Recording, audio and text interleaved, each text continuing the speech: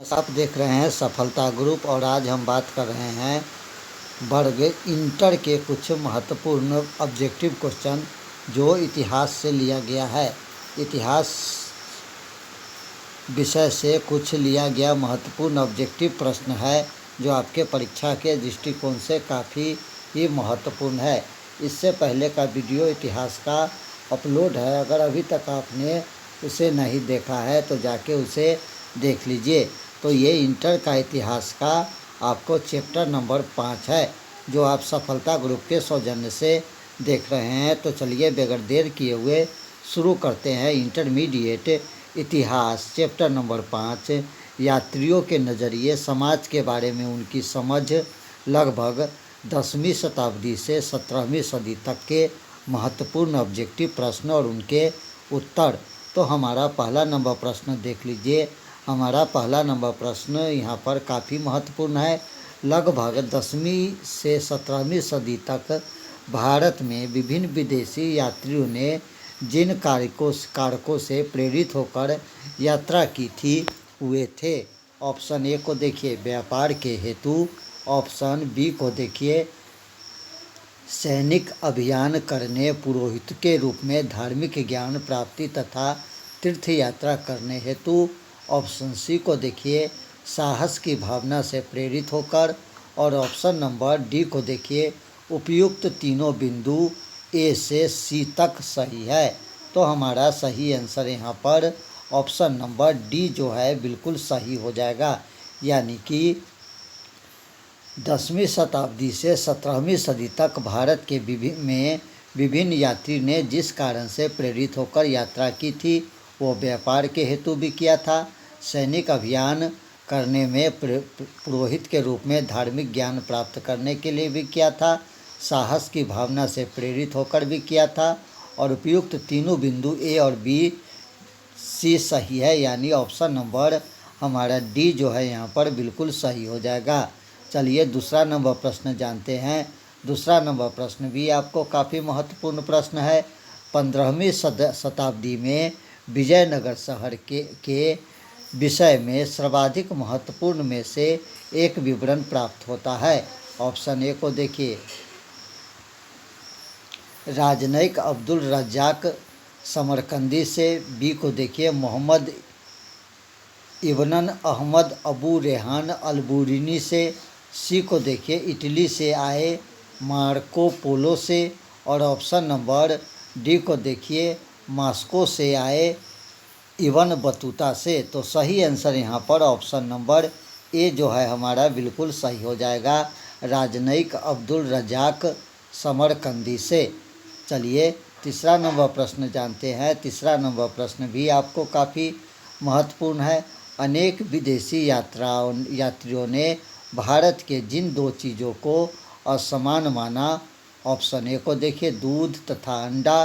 B नारियल तथा पान। सी पपीता तथा टमाटर। ऑप्शन नंबर डी खरबूजा तथा तरबूजा।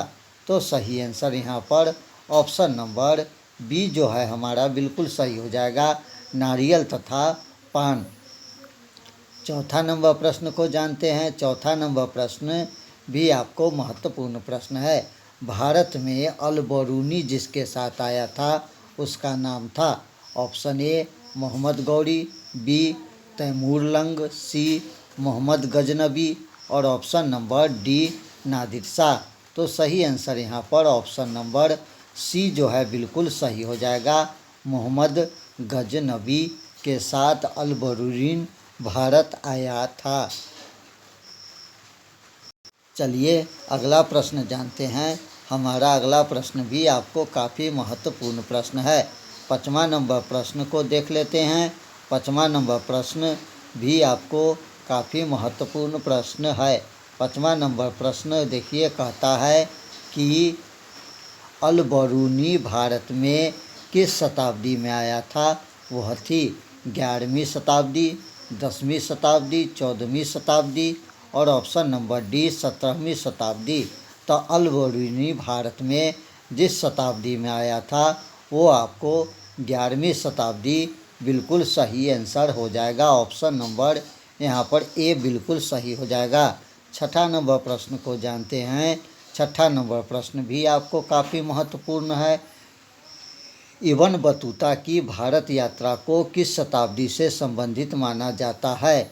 11वीं शताब्दी, 12वीं शताब्दी, 14वीं शताब्दी और ऑप्शन नंबर डी 13वीं शताब्दी। तो सही आंसर यहाँ पर ऑप्शन नंबर सी जो है बिल्कुल सही हो जाएगा, यानी कि 14वीं शताब्दी। चलिए 7वां नंबर प्रश्न को जानते हैं। 7वां नंबर प्रश्न भी आपको काफ़ी ही महत्वपूर्ण है। इब्न बतूता जिस देश से आया था उसका नाम था मोरक्को, उज़्बेकिस्तान, हेरात और ऑप्शन नंबर डी को देखिए पुर्तगाल। तो सही आंसर यहाँ पर ऑप्शन नंबर ए जो है बिल्कुल सही हो जाएगा, मोरक्को। 8 नंबर प्रश्न को जानते हैं। 8 नंबर प्रश्न भी आपको काफ़ी ही महत्वपूर्ण प्रश्न है। फ्रांसवा वर्नियर जिस देश से भारत आया था उसका नाम था पुर्तगाल, फ्रांस, इंग्लैंड और ऑप्शन नंबर डी स्पेन। तो सही आंसर यहाँ पर ऑप्शन नंबर बी जो हमारा बिल्कुल सही हो जाएगा। 9 नंबर प्रश्न को जानते हैं। 9 नंबर प्रश्न भी आपको काफ़ी महत्वपूर्ण है। फ्रांसवा वर्नियर भारत में जिस शताब्दी में आया था वह 17वीं शताब्दी, 19वीं शताब्दी, 18वीं शताब्दी या ऑप्शन नंबर डी 15वीं शताब्दी। तो सही आंसर यहाँ पर ऑप्शन नंबर ए 17वीं शताब्दी बिल्कुल सही हो जाएगा। 10 नंबर प्रश्न को जानते हैं। 10 नंबर प्रश्न भी आपको काफ़ी महत्वपूर्ण है। अल बरूनी का जन्म ख्वारिज़म में हुआ था। 1873, 1993, 1017 और ऑप्शन नंबर डी 999 ईस्वी में। तो सही आंसर यहाँ पर ऑप्शन नंबर 993 ईस्वी में अल बरूनी का जन्म हुआ था।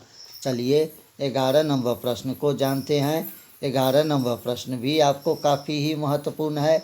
अल बरूनी जिन भाषाओं का ज्ञाता था उसमें शामिल थी सीरियाई तथा फारसी, हिब्रू तथा संस्कृति, केवल क बिंदु सही और ऑप्शन नंबर डी क तथा ख दोनों बिंदु ही सही है। तो सही आंसर यहाँ पर ऑप्शन नंबर 11 का डी हमारा बिल्कुल सही हो जाएगा। ए बी दोनों बिंदु सही है। चलिए अगला प्रश्न जानते हैं। 12 नंबर प्रश्न भी आपको काफ़ी ही महत्वपूर्ण है। अल बरूनी जिस भाषा के जानकार नहीं था उसका नाम था यूनानी भाषा, हिब्रू भाषा, सीरियाई भाषा और ऑप्शन नंबर डी संस्कृत भाषा। तो सही आंसर यहाँ पर ऑप्शन नंबर ए जो है बिल्कुल ही सही हो जाएगा, यूनानी भाषा। 13 नंबर प्रश्न जानते हैं। 13 नंबर प्रश्न भी आपको काफ़ी महत्वपूर्ण है। सुल्तान मोहम्मद की राजधानी का नाम था ख्वारिज़म, गजनी, कंधार और काबुल। तो सही आंसर यहाँ पर ऑप्शन नंबर बी हमारा बिल्कुल सही हो जाएगा, यानी कि गजनी। चलिए 14 नंबर प्रश्न को जानते हैं। 14 नंबर प्रश्न भी आपको काफ़ी ही महत्वपूर्ण है। अल बरूनी की कृति किताब अल हिंद जिस भाषा में मूलतः लिखी गई थी वह थी अरबी भाषा, संस्कृत भाषा, यूनानी भाषा और ऑप्शन नंबर डी हिब्रू भाषा। तो सही आंसर यहाँ पर ऑप्शन नंबर ए हमारा बिल्कुल सही हो जाएगा, अरबी भाषा। 15 नंबर प्रश्न को जानते हैं। 15 नंबर प्रश्न भी आपको काफ़ी ही महत्वपूर्ण है।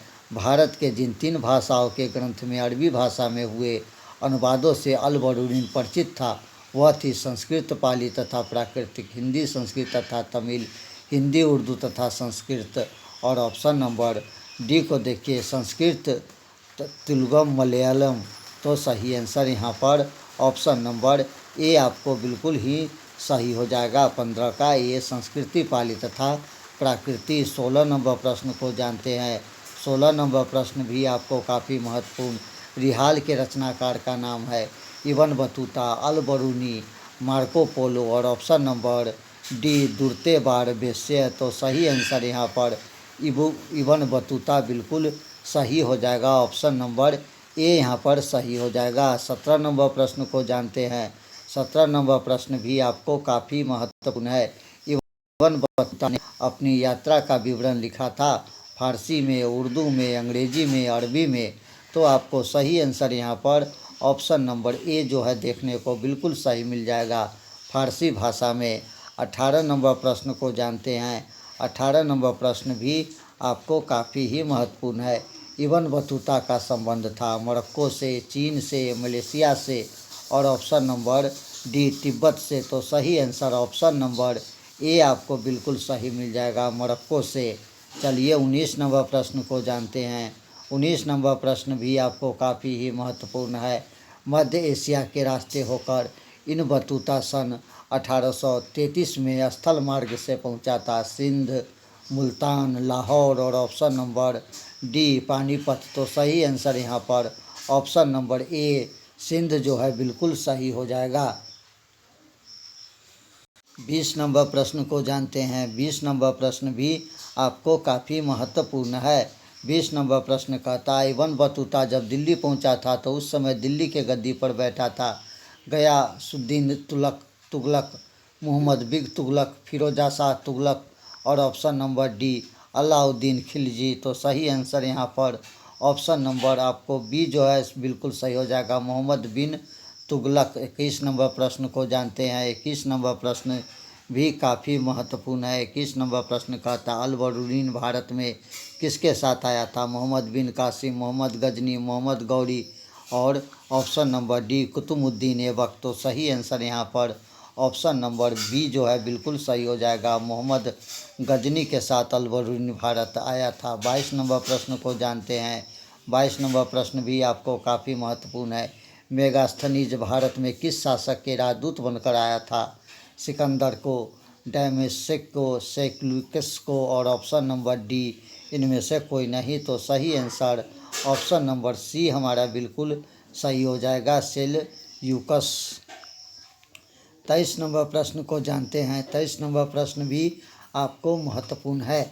मेगास्थनीज के विवरण से किस शासन वंश की जानकारी प्राप्त होती है, हर्यक, नंदवंश, शंगु वंश और ऑप्शन नंबर डी मौर्य वंश। तो सही आंसर यहाँ पर ऑप्शन नंबर डी हमारा बिल्कुल सही हो जाएगा, मौर्य वंश का। चलिए अगला प्रश्न जानते हैं। 24 नंबर प्रश्न भी काफ़ी महत्वपूर्ण है।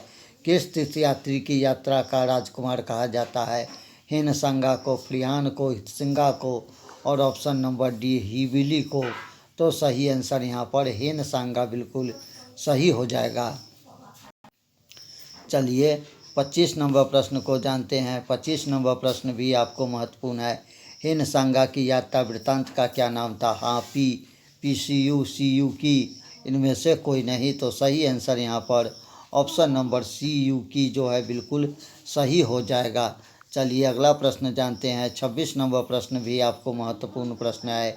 मध्ययुगीन यात्री का सरताज किस यात्री को कहा गया, इब्न चदादब, अल-बरूनीन, अल-मौसूदी और option number D Marco Polo. तो सही आंसर यहाँ पर option number D Marco Polo बिल्कुल सही आंसर हो जाएगा।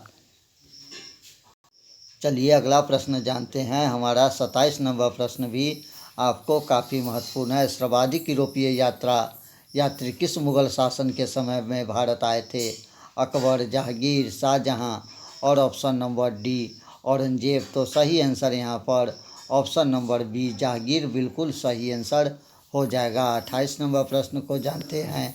28 नंबर प्रश्न भी काफ़ी महत्वपूर्ण। इब्न बतूता कहाँ के निवासी था, अफ्रीका का, एशिया का, यूरोप का और ऑप्शन नंबर डी अमेरिका का। तो सही आंसर यहाँ पर ऑप्शन नंबर ए अफ्रीका का बिल्कुल सही हो जाएगा।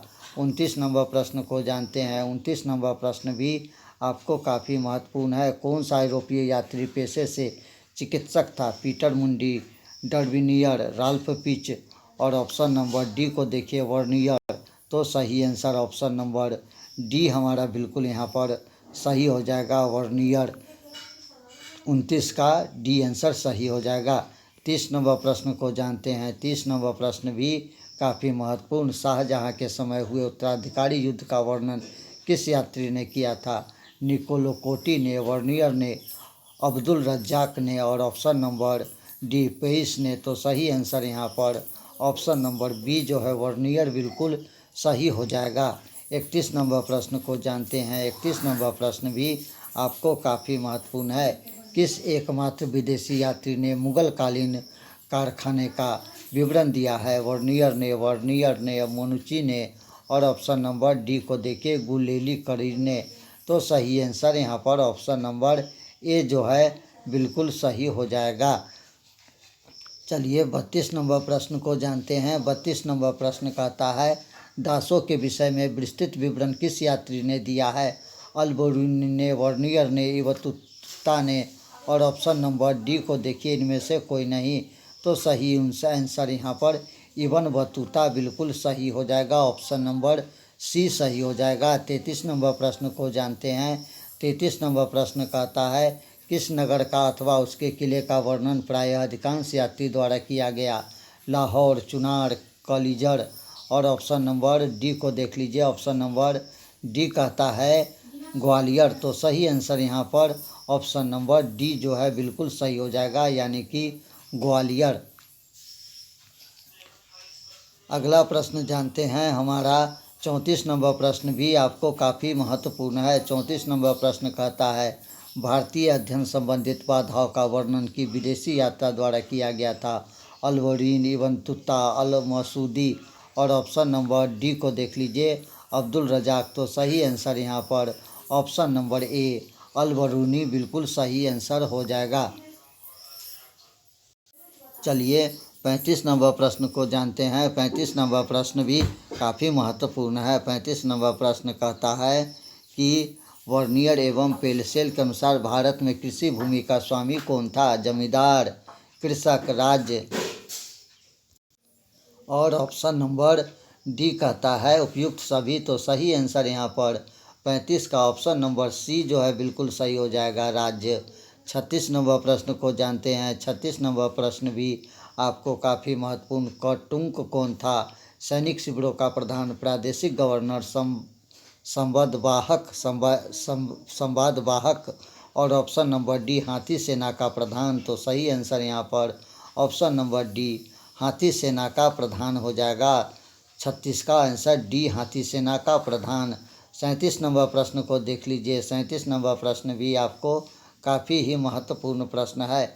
हर्ष ने मगध राज की उपाधि कब धारण किया था? 630, 635, 641 या 640 को? तो सही आंसर यहाँ पर 37 का ऑप्शन नंबर सी हो जाएगा, 641 ईस्वी में।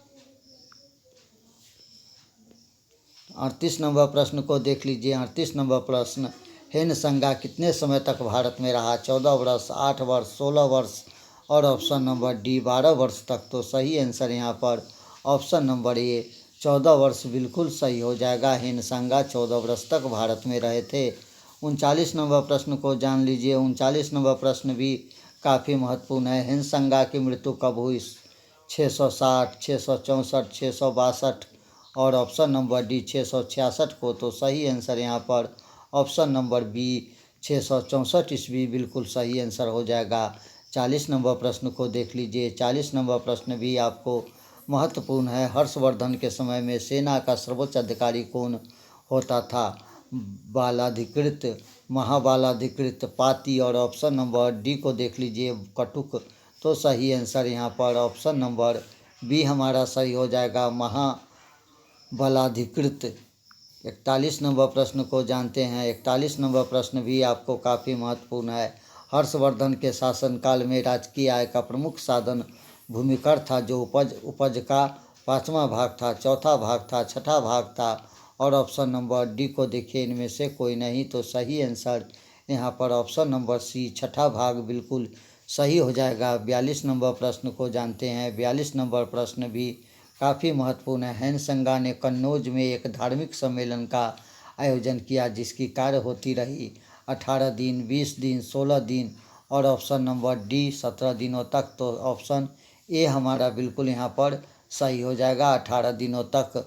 चलिए 43 नंबर प्रश्न को जानते हैं। 43 नंबर प्रश्न भी महत्वपूर्ण। मोहम्मद गौरी ने निम्न में से किसे अपना प्रतिनिधि नियुक्त किया था? कुतुबुद्दीन ऐबक को, इल्तुतमिश को, रजिया को और ऑप्शन नंबर डी इनमें से कोई नहीं। तो सही आंसर यहाँ पर 43 का कुतुबुद्दीन ऐबक बिल्कुल सही हो जाएगा। 44 नंबर प्रश्न को जानते हैं। 44 नंबर प्रश्न भी आपको काफ़ी महत्वपूर्ण है। निम्नलिखित में से कौन सा कथन सही है? मोहम्मद गौरी ने अपने उत्तराधिकारी के बारे में कोई निर्णय नहीं ले पाया था। गौरी अपने कुटुंब में से किसी व्यक्ति पर विश्वास नहीं करता था। गौरी का कोई बेटा नहीं था। और ऑप्शन नंबर डी उपयुक्त सभी। तो सही आंसर यहाँ पर ऑप्शन नंबर बी हमारा बिल्कुल सही हो जाएगा। गौरी अपने कुटुंब में से किसी व्यक्ति पर विश्वास नहीं करता था। 45 नंबर प्रश्न को जानते हैं। 45 नंबर प्रश्न भी महत्वपूर्ण है। गौरी के मृत्यु के बाद निम्न में से किसके बीच सत्ता के लिए संघर्ष हुआ था? ताजुद्दीन यलटूज, नसीरुद्दीन कुवाच, कुतुबुद्दीन ऐबक और ऑप्शन नंबर डी उपयुक्त सभी। तो सही आंसर यहाँ पर ऑप्शन नंबर डी उपयुक्त सभी बिल्कुल सही आंसर हो जाएगा। 46 नंबर प्रश्न देख लीजिए। 46 नंबर एक प्रश्न कहता है कुतुबुद्दीन ऐबक गद्दी पर कब बैठा? 1206, 1208, 1209 और ऑप्शन नंबर डी 1212। तो सही आंसर यहाँ पर ऑप्शन नंबर ए 1206 भी बिल्कुल सही हो जाएगा। 47 नंबर प्रश्न को जानते हैं। 47 नंबर प्रश्न, रेहाल किसने लिखी थी? अल्बुरिन ने, इबन ने, इबन जुजाई ने और option number D Marco Polo ने। तो सही आंसर यहाँ पर ऑप्शन नंबर बी इबन तुत्ता बिल्कुल सही हो जाएगा। 48 नंबर प्रश्न जानते हैं। 48 नंबर प्रश्न कहता आईना एकबरी कितने भागों में विभक्त है? 2, 3, 4, 5। तो सही आंसर 48 का ऑप्शन नंबर डी जो है हमारा बिल्कुल सही हो जाएगा 5 भागों में। दोस्तों ये था आपको इतिहास, इंटरमीडिएट इतिहास के कुछ महत्वपूर्ण ऑब्जेक्टिव प्रश्न जो आपके परीक्षा के दृष्टिकोण से काफ़ी ही महत्वपूर्ण है। और इससे पहले का आपका 4 वीडियो अपलोड हो रखा है।